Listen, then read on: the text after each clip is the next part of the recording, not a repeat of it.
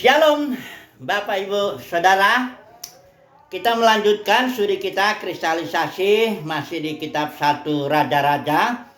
Dan kali ini kita ambil tema kunjungan Ratu Negeri Sheba ya kepada Salomo, karena Ratu Negeri Sheba mendengar tentang hikmat Salomo. Jadi dia ingin menguji lah ya apa yang di hati ratu ini, dia mau sampaikan supaya Raja Salomo itu menjawabnya ya. Nah, ini Ratu Negeri Sheba ini benar-benar ada ya dalam sejarah itu. Ini ada ensiklopedik ini, salah satu mengatakan ini dia berasal dari Arabia ya, atau dekat Ethiopia. Malah ada ceritanya begini. Ini saya bacain aja ya. Ratu ini dikeramatkan dalam cerita-cerita Ethiopia, khususnya dongeng Kebra Nagas atau kemuliaan raja-raja, sebagai Ratu Ethiopia yang melahirkan Raja Ethiopia pertama yang dikandungnya dari Salomo. Jadi menurut cerita ini ya, nah cerita ini memantulkan ikatan antara bangsa Arabia Selatan dan bangsa Afrika Timur pada zaman kuno. Hal ini disebut juga oleh Josephus. Josephus itu sejarawan Yahudi ya. Menyebutnya yang begini juga, sewaktu ia menyebut penguasa ini Ratu Mesir dan Ethiopia. Soal benar atau tidaknya ya kita tidak usah bahas dulu itu. Karena yang penting di sini bahwa Ratu Negeri Sheba itu adalah betul-betul orang fakta sejarah memang ada yang datang kepada Raja Salomo. Dikatakan di sini berhubung nama Tuhan dia hendak mengujinya dengan teka-teki, malah dibilang di sini ya, Ratu Negeri Sheba itu. Terus di sini Ratu Negeri Sheba ini bawa banyak sekali ya, dibilang di sini dia membawa emas itu 120 talenta emas, sangat banyak rempah-rempah, batu permata yang mahal-mahal. Tidak pernah datang lagi begitu banyak rempah-rempah seperti yang diberikan Ratu Negeri Sheba kepada Raja Salomo ya. Bang, ketika Ratu Negeri Sheba ini melihat ya hikmat Salomo itu, karena semua pertanyaannya dijawab dengan mudah oleh Salomo ya. Ayat 4 pasal 10 ini ya, raja-raja ini, ketika Ratu Negeri Sheba melihat segala hikmat Salomo, rumah yang telah didikannya di sana itu ya, makanan di mejanya, cara duduk pegawainya, cara pelayan-pelayannya melayani, minumannya, korban bakaran, maka tercenganglah ratu itu ya, dan berkata itu separohnya pun belum diceritakan kepadaku. Nah, apa yang kita mau ambil maknanya atau kita terapkan dalam kehidupan kita saat ini ya, karena ini Yesus mengutipnya. Nah, ini yang harus kita baca ini ya, di Matius 12 ayat 42. Yesus mengutip ketika, nih saya bacain aja ya, Matius 12 ayat 42. Ceritanya begini. Ayat 38 dulu ya. Pada waktu itu berkatalah beberapa ahli Taurat dan orang Farisi kepada Yesus, Guru, kami ingin melihat suatu tanda daripadamu. Tanda yang dimaksud di sini adalah suatu perbuatan ajaib lah yang jelas bisa dilihat oleh mata ya. Suatu tanda, karena orang Yahudi ini emang mencari tanda dia. Bahwa sebenarnya pertanyaannya ini gini, kami ingin tahu engkau ini Mesias atau bukan. Ya, berikanlah suatu tanda ya yang bisa kami lihat dengan mata jasmani dan kami bisa percaya bahwa engkau adalah Mesias.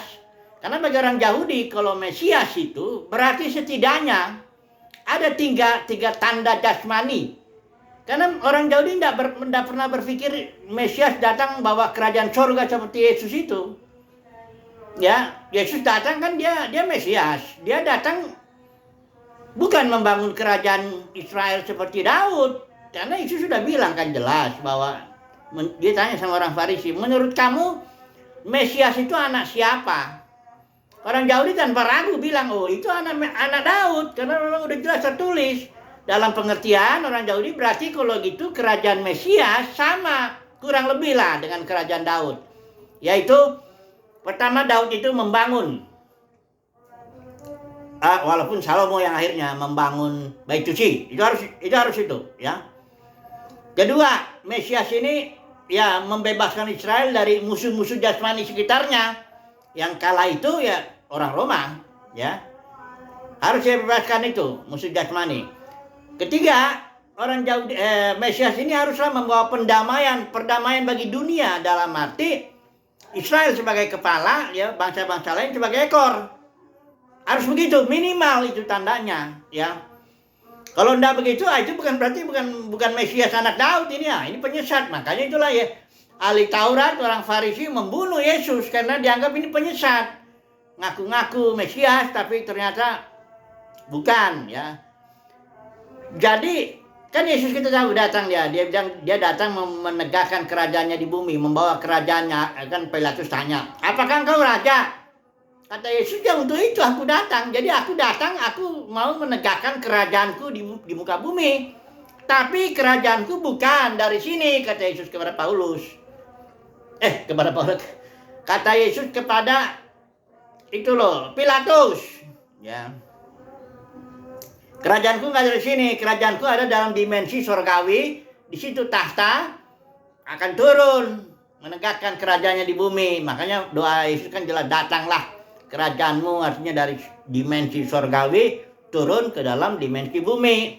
Jadi memang Yesus itu Mesias, mau menegakkan kerajaan, juga membebaskan kita dari musuh. Tapi musuhnya musuh rohani, ya iblis, roh jahat, begitu. Ya, mengampuni dosa dulu, memberikan hayat, ya, dan kita berperang dalam peperangan rohani. Jadi beda pikiran antara orang Farisi, ahli Taurat, Sanhedrin lah itu, yang dipimpin Kayafas pada zaman itu dengan 70 anggotanya. Ini pikirannya jasmani, karena memang mereka mengerti perjanjian lama ya memang itu simbol dan itu jasmani. Berkatnya juga jasmani, bait sucinya juga jasmani, ibadahnya juga, ritual-ritualnya jasmani, korban-korbannya juga jasmani, semuanya memang itu simbol. Yesus datang menggenapi simbol ini dan masuk ke dalam realita. Jadi perjanjian lama itu simbol, nubuat, dan bayangan. Realitanya, penggenapannya, wujudnya sesuai Kolose 2:17 itu Kristus yang di dalam batin, spiritual dia sifatnya. Bait sucinya di sini dalam konteks perjanjian baru itu spiritual, orang, ya. Bahkan tubuh kita bait roh, tubuh kita bait roh, ya. Karena Roh Kudus diam dalam kita. Musuhnya Paulus bilang kita berperang bukan melawan darah daging, tapi melawan penguasa-penguasa roh dan udara, ya. Kerajaannya bersifat spiritual, walaupun ketika Yesus datang nanti yang berikut, itu manifestasi kerajaan surga itu nyata di muka bumi. Inilah manifestasi pertama itu ketika pencurahan Roh Kudus pada hari Pentakosta dan lahirlah gereja. Gereja itu orang-orang yang memanifestasikan akan membawa kerajaan surga di muka bumi ini. Kitalah tugasnya gereja untuk memanifestasikan baik kuasa kerajaan surga, tujuan-tujuan kerajaan surga, nilai-nilai kerajaan surga, pribadinya juga. Nah, kerajaan surga itu dalam batin kita karena dia spiritual, dalam dimensi spiritual. The kingdom of God is within you. Itulah dia pengertiannya kerajaan surga. Orang Yahudi tidak bisa terima itu. Sampai detik ini saya sering kadang-kadang melihat itu di YouTube itu rabi-rabi Yahudi yang zaman ini. Dia bilang, kami nggak butuh misionaris Kristen mau jelasin kepada kami tentang Mesias, katanya. Kami juga tidak diperintahkan sebenarnya untuk percaya kepada Mesias. Kami sudah tahu mana Mesias, mana bukan, katanya. Ya, dari mana kami tahu? Ya itu ada 3 itu tandanya minimal. Ada 2 beberapa kasih tanda. Nah, ada 2 yang menjelaskan judulnya itu ya. Mengapa Yesus bukan Mesias? Itu Rabi Yahudi yang bikin. Ada banyak alasannya. Jadi emang beda. Makanya firman Tuhan bilang ketika kalau orang mau menerima kerajaan surga itu bertobatlah. Sebab kerajaan surga sudah dekat. Kenapa? Yang disuruh bertobat itu bukan yang tadinya pelacur menjadi tidak pelacur. Walaupun itu memang akan terjadi begitu nanti. Bukan juga orang sakit jadi sembuh nantinya. Bukan juga itu. Bukan juga. Ini perintah bertobatlah ini kepada orang Farisi, ahli Taurat, kepada orang Yahudi, kepada umat Tuhan. Bertobat itu artinya metanoia, berubah pikiran.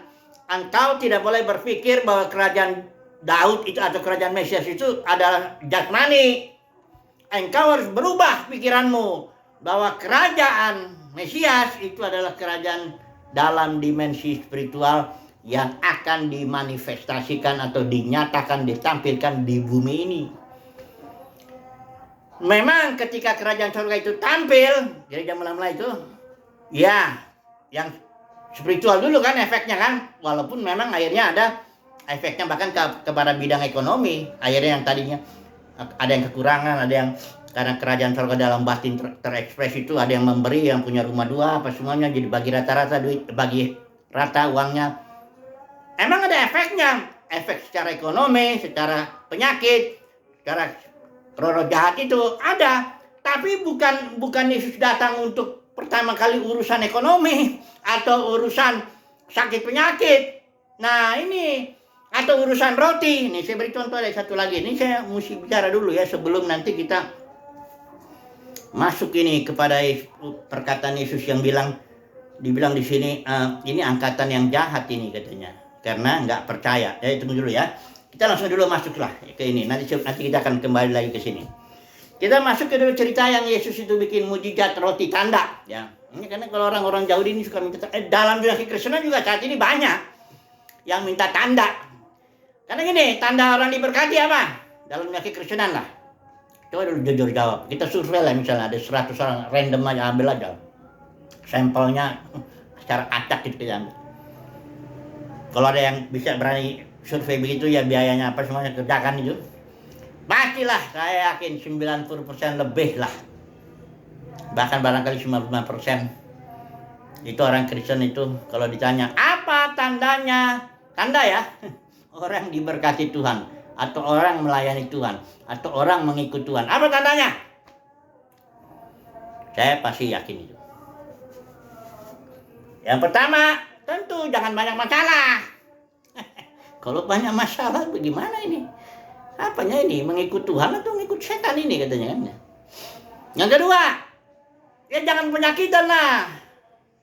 Ya. Jangan kayak Paulus gitu sakit. Banyak orang bilang dia sakit mata, dia duri dalam daging itu. Atau dia meninggalkan Timotius sakit apa pencernaan. Ada satu yang ditinggalkan dalam keadaan sakit oleh Paulus. Jangan penyakitan, ya. Kalau itu tanda yang nggak diberkati. Nah, itu tanda jangan-jangan nggak bayar perpuluhan lagi. Ada lagi cerita yang begitu. Jadi tandanya mesti nggak boleh, jangan banyak masalah, jangan penyakit. Juga ekonominya. Ada yang berani langsung bilang, ya engkau harus kaya. Kayak lihat Abraham kaya, ya Ishak kaya. Ada yang mengutip ayat Ishak itu, yang Ishak menabur, dia menjadi kaya, sangat kaya dan menjadi tambah kaya. Oh, itu ayatnya itu. Nah, itulah tandanya kalau engkau memang diberkati Tuhan. Ya kalau ngomong diberkati, ya, ada yang bilang gini, kalau engkau di rumah di bumi ini aja nggak punya rumah, gimana mau yang rumah di sorga katanya. Ya tanda-tandanya itu jasmani gitu loh. Dan yang laku pelayanan itu dalam kekristenan. Kalau orang bicara tanda-tanda jasmani, oh Tuhan luar biasa baik, Tuhan cinta kepadamu, oh luar biasa, sakitmu sembuh. Nah, ada kalau KKR itu krisis ekonomi, utang piutang beres. Itu luar biasa itu ya. Memang begitu. Ya memang gak seluruh orang pelayan Tuhan begitu. Tapi kalau saya bilang kan kalau disurvei, bisa 95% itu begitu. Arahnya, tandanya, walaupun ada juga berkat rohani ya. Tapi berkat rohani yang mana maksudmu? Gak jelas gitu loh. Berkat rohani. Dan ini kan Yesus datang pertama kali bukan mau ngurus-urusin ekonomi, bukan urus-urusan penyakit. Itu kan akibat-akibat orang menyimpang dari Tuhan aja. Adam dan Hawa jatuh ya akibatnya begitu. Yesus datang bukan soal itu dulu. Intinya dia mau datang menegakkan kerajaannya. Aku mau memberikan dengan cara memberikan hidup. Life, hayat. Jenis hidup, Zoe istilah Yunani. Jenis hidup yang dimiliki oleh Elohim, Aku memberikan itu. Aku datang supaya mereka mempunyai hidup. Ya. Setelah itu hidup ini akan berkembang dalam kelimpahan. Bukan jasmani ini, life itu, joy itu yang berkembang. Akhirnya memukul segala kegelapan, hayat menghantam maut, ya. Kegelapan, iblis, roh jahat, penyakit, apa semuanya itu kena, disembuhkan. Tapi Yesus datang bukan soal penyakitnya. Nah, ini jangan salah. Ya, Yesus datang dia untuk menegakkan kerajaannya dengan cara memberikan hayat itu. Ya. Coba dulu kita lihat ya. Di mana orang Yahudi kan minta tanda. Ini mujizatnya begini. Ini saya baca dari Yohanes pasal 6. Ya. Yesus bikin apa? Memberi makan 5.000 orang, ya. Makan roti sudah, nggak usah kita lihat itu ya. Kemudian Yesus pergi dengan murid-muridnya. Itu orang banyak juga pergi lagi. Mereka datang lagi cari Yesus. Di sini udah nggak ada Yesus ya, dia nyebrang ya. Karena itu peristiwa itu Yesus berjalan di atas air. Dia nyebrang cari Yesus, ketemulah, ya. Orang Yahudi ini tanya, Rabi, kapankah engkau tiba di sini ya? Karena Yesus emang jalan naik apa? Jalan di atas air. Ayat 26. Ya. Yesus menjawab, ini sebagai LT ya, dan berkata kepada mereka, sesungguh-sungguhnya aku berkata kepadamu, kamu mencari aku bukan karena kamu telah melihat tanda-tanda. Melihat tanda-tanda itu artinya gini. Saudara tahu tanda itu ya? Saya beri contoh lah. Tanda lalu lintas ya. Kalau saudara lihat tanda lalu lintas itu ada huruf S dicoret begitu, tahu kan simbol itu tanda lalu lintas itu. Kalau saudara melihat itu tanda, karena tanda itu ada suatu pengertian di balik itu. Kalau saudara jawab sama polisi waktu mau cari SIM misalnya, ini bahasanya gimana? Ini tanda ini apa ini? Kalau saudara bilang itu huruf S dicoret, nggak lulus, nggak dapat SIM, nggak ngerti itu. Karena kalau orang melihat tanda itu dan paham, berarti orang tahu bahwa tanda itu artinya di balik itu jangan berhenti, tidak boleh berhenti di situ. Atau misalnya huruf P dicoret, apa ini artinya? Tidak boleh parkir di situ, gitu loh. Itu artinya kalau melihat tanda. Nah orang Yahudi, roti itu, mujizat roti itu cuma tanda. Yesuslah roti hidup. I am the bread of life. Jadi Yesus datang sebagai roti hidup, mau memberikan roti hidupnya itu, life itu, hayat itu ke dalam batin orang percaya. Cuma Yesus membuat tanda-tanda, ngerti kan, tanda-tanda simbol-simbol itu supaya orang bisa yang melihat tanda bisa percaya kepada Yesus dan mendapatkan hayat roti hidup itu. Yang Yesus fokuskan itu roti hidup. Nah orang banyak fokusnya roti jasmani. Beda ya. Itu makanya Yesus bilang, kamu tuh mencari aku bukan karena kamu sudah melihat tanda roti jasmani itu bahwa aku roti hidup. Engkau bukan karena itu. Melainkan karena kamu telah makan dari roti jasmani itu dan kamu telah dikenyangkan. Makanya ditegur langsung oleh Yesus ini. Bekerjalah bukan untuk makanan yang dapat binasa, tetapi untuk makanan yang bertahan sampai hidup kekal yang akan Anak Manusia berikan kepada kamu. Ini bukan berarti jangan cari roti untuk makan, bukan. Artinya fokus kita, hidup ini harus punya fokus satu saja.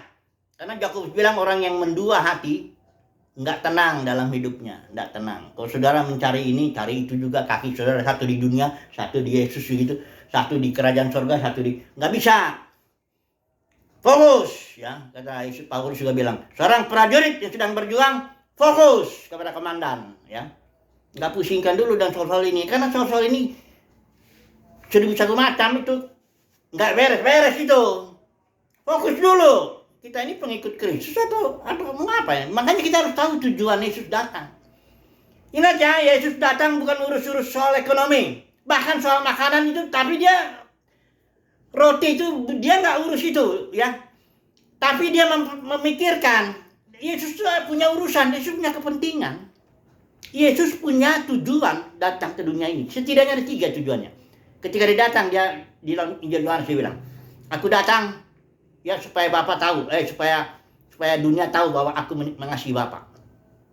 Kedua, aku datang menghantar surat 1 Yohanes itu menghancurkan pekerjaan setan. Yang ketiga ya, Yohanes 10:10 itu memberikan hayat. Yesus punya kepentingan, yaitu memberikan hayatnya. Jadi kalau biji gandum jatuh dan mati, dia satu. Tapi kalau dia mati, dia jadi banyak. Jadi fokus Yesus, aku mau memberikan hayat untuk mendirikan kerajaanku. Urusan ekonomi, sakit penyakit, itu nanti juga akan beres. Nanti beres. Tapi bukan itu aku fokusnya. Ini yang harus. Sudah tahu nggak pengajar palsu itu apa? Bedanya dengan pengajar yang asli.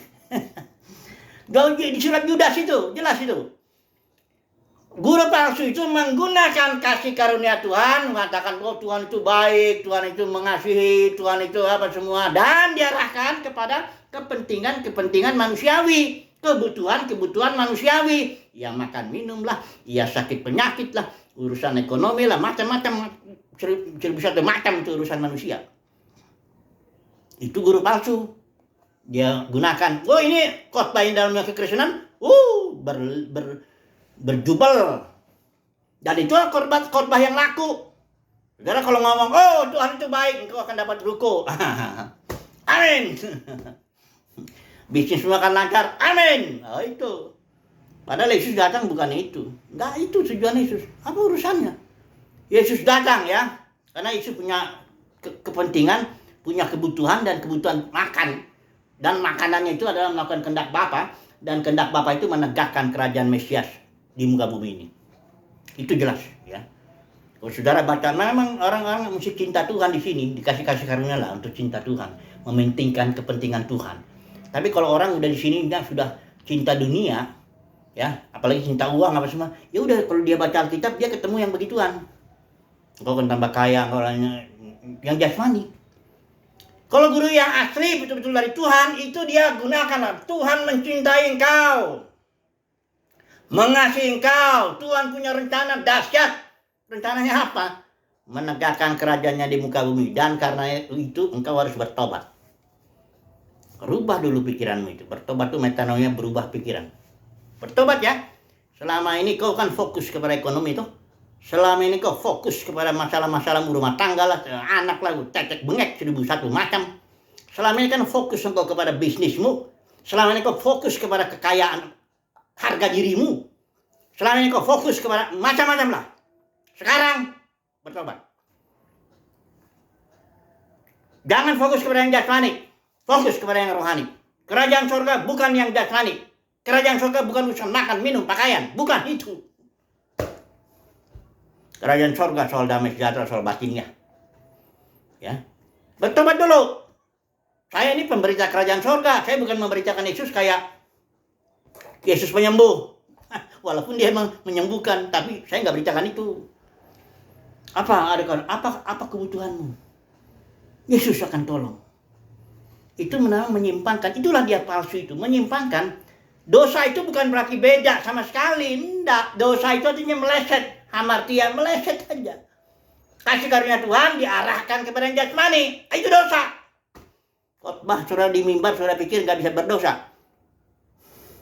Banyak tuh dosanya tuh. Karena dia membuat umat Tuhan jadi cinta dunia ini. Cinta kepada kekayaan bahkan. Tipu lagi. Kau balikannya 1/10 ya. Nanti kau akan dapat 100 kali lipat. Jangan curi duit Tuhan ya. Emang Tuhan mikirin duit? Emang ini apa ini? Kata Yesus, menghina Tuhan banget ini orang. Ya. Mending mau mendasar otaknya otak duit sih, udah susah lah. Dianggap Tuhan butuh duit. Tuhan butuh untuk menegakkan kerajaannya di bumi ini. Untuk memanifestasikan kasihnya, sukacitanya, kesabarannya, kemurahannya. Semua pengenalan akan Tuhan itu diekspresikan, ditegakkan. Dan supaya kehendaknya jadi di bumi, seperti di surga. Makanya doanya kan jelas. Soal kalau soal makanan pakaian, berikan secukupnya aja. Karena kita tuh masih butuh makanan, minuman, pakaian tuh secukupnya aja. Fokus kita tetap surgawi. Nah, ini tapi susah sih kalau emang udah. Ya ini untuk umat pilihan Tuhan aja lah. Karena Yesus bilang ini, selanjutnya kita baca ya. Mereka bertanya, karena Yesus bilang, bekerjalah bukan untuk makanan yang dapat binasa. Nah ayat 28, orang Yahudi ini tanya. Oleh karena itu mereka berkata kepadanya, apakah yang kami perbuat supaya kami dapat mengerjakan pekerjaan-pekerjaan Elohim. Karena katanya nggak boleh, jangan bekerja mencari hal yang binasa, cari roti apa semuanya. Jadi apa? Yesus bilang, bukan pekerjaan, tapi percaya. Apakah yang kami perbuat? Jawaban Yesus, inilah pekerjaan Elohim, yaitu supaya kamu dapat percaya. Karena memang melalui percaya itulah kita mendapat hayat. Melalui percaya itulah kita mendapatkan pertumbuhan hayat itu kan. Percaya itu, saya udah bahas mengenai iman itu ya. From faith to faith. Tapi Yesus sambung, karena Yesus tahu. Dia bilang gini, nih ya. Perhatikan ya. Sebaliknya aku berkata kepada kamu juga telah melihat aku, katanya pada orang Yahudi. Ayat yang ke-36 ya. Kamu juga telah melihat aku, tetapi kamu tidak percaya. Yesus jawaban ini, penyakitnya itu di sini, penyebabnya ini, enggak percayanya kenapa? Semua orang yang Bapa berikan kepadaku, ia akan datang kepadaku. Kenapa orang Yahudi kok fokusnya kepada hal-hal jasmani? Kok nggak percaya Yesus? Jawabnya ya karena nggak dipilih, nggak dikaruniai oleh Bapa iman, sehingga mereka nggak bisa percaya. Karena Yesus itu, tak ada seorang pun yang dapat datang kepadaku kalau Bapa tidak menarik atau tidak memberikan anugerah kasih karunia. Kalau dalam dunia kekristenan banyak tuh, Yesus diberitakan kayak pengemis, ngetok-ngetok pintu. Saya pernah dengar tuh, Yesus ada lagunya lagi kira-kira mengetuk pintu hati semua orang ya. Padahal itu konteksnya gereja, itu gereja Laodikia itu. Yesus nggak ngetok pintu hati semua orang. Yesus nggak punya urusan lah terlalu banyak sekarang ini. Dia hanya fokus di umat pilihan Tuhan dulu, membentuk, memprosesnya. Nanti sebagai buah sulung dinyatakan, baru nanti berikutnya ada buah-buah berikut. Jadi Watchman ini suka bilang gini, Yesus nggak punya waktu untuk ngurusin semua orang ya. Dia sekarang ini ngurusin dulu, mendidik dulu, mendisiplin dulu umat pilihan Tuhan dulu. Ya, bukan berarti Yesus nggak mencintai dunia ini, karena begitu besar kasih Bapa kan dunia sehingga bukan berarti Yesus nggak mencintai dunia, tapi dia punya cara, jalan untuk bekerja. Nah, dalam kekristenan Yesus diberitakan sebagai penyembuh, sebagai pengemis kadang-kadang bahkan ngetok-ngetok pintu. Padahal Yesus itu dengan otoritasnya, kalau dia mau panggil orang nggak ada yang bisa nolak. Matius itu pemungut cukai itu lagi sibuk ngurusin duit. Kalau orang tahu sendiri kan, kalau orang sedang sibuk ngurusin duit mana mau dia dipanggil. Yesus bilang ikut aku. Ikut, dia lepasin semuanya. Petrus dan Yohanes lagi sibuk gala ikan apa semua, ngeberesin gala, ada bapaknya lagi. Yesus nggak panggil, ikut dong. Ikut. Ya nggak bisa. Saudara jangan beritakan Yesus sebagai pengemis ya. Jangan beritakan Yesus sebagai penyembuh ya. Jangan beritakan Yesus ngurus-ngurus ekonomi orang. Nggak ada itu. Yesus punya kepentingan satu. Dia datang, aku sebagai biji kan mau mati dulu, bangkit. Karena kalau aku nggak mati bangkit, aku tetap satu. Dia mau berikan hayat. Aku datang supaya mereka memberikan hayat. Joe. Untuk apa? Untuk menegakkan kerajaanku di muka bumi ini. Beritakanlah Yesus sebagai seorang raja. Jangan pengemis, jangan penyembuh, jangan kayak ketok-ketok pintu kayak apa. Ya. Tapi udahlah. Ini emang berita-berita ini untuk umat pilihan Tuhan aja sih. Semoga lah yang mendengar saya ini umat pilihan Tuhan, paham dia. Jadi kesimpulannya apa ini? Ya, Ratu Negeri Sheba datang kepada Salomo. Di sini kata Yesus, ada yang lebih besar dari Salomo. Karena Yesus lebih besar dari Salomo. Tapi ini angkatan yang jahat ini, Yudaisme. Ya. Kalau sekarang dunia kekristenan itu sama itu. Ya. Angkatan yang jahat ini, minta tanda. Nggak diberikan tanda kecuali tanda ya Nabi Yunus dan itu. Intinya begini, kalau nanti ratu itu bangkit pada hari penghakiman, ratu ini akan menghakimi angkatan ini. Karena ratu ini dengan hormatnya dia mencari Salomo. Padahal di sini ada yang lebih besar dari Salomo. Ini angkatan yang jahat ini malah nggak percaya padaku. Kira-kira begitu. Kesimpulannya bagaimana? Ya puji Tuhan lah, umat pilihan Tuhan, kita sebagai umat pilihan Tuhan percaya kepada Yesus dan fokus kepada hal yang rohani, pada kerajaan surga, fokus kepada kepentingan Yesus. Itulah ya. Haleluya. Amin.